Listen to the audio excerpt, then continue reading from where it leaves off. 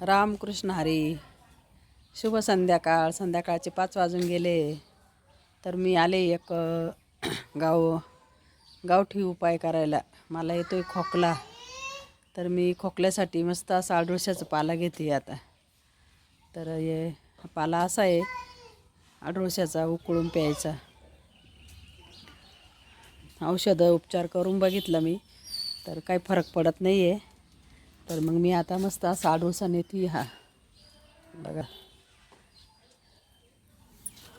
अडुळशाची अशी मस्त निबर पानं घेते आहे. पायी नाही ग इथं. हे बघा, अडुळशाचं झाड आहे. तर याचा पाला उकळून प्यायचा, असं कडा करून प्यायचा, कडा.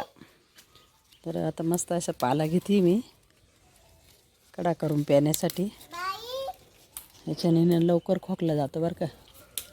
तुरट लागतो फक्त. ते जे अडुळशाच्या बाटल्या ज्या भेटते ना, ते मला तरी वाटतं याच्यापासूनच तयार होते बरं का, आयुर्वेदिक.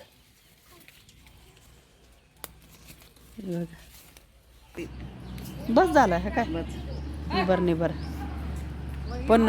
हां, कुठले ये का?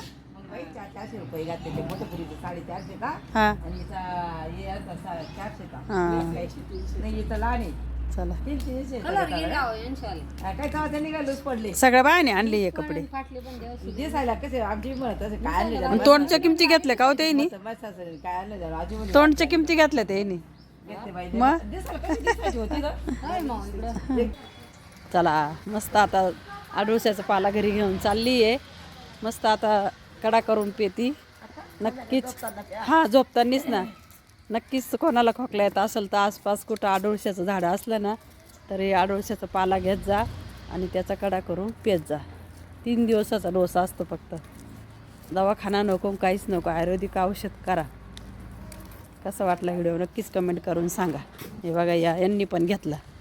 त्या पण गावाला जाऊन आल्या, त्यांचा पण घसा खो करून राहिला, खोकला येतो. हे त्यांनी पण घेतलं. रामकृष्ण हरी.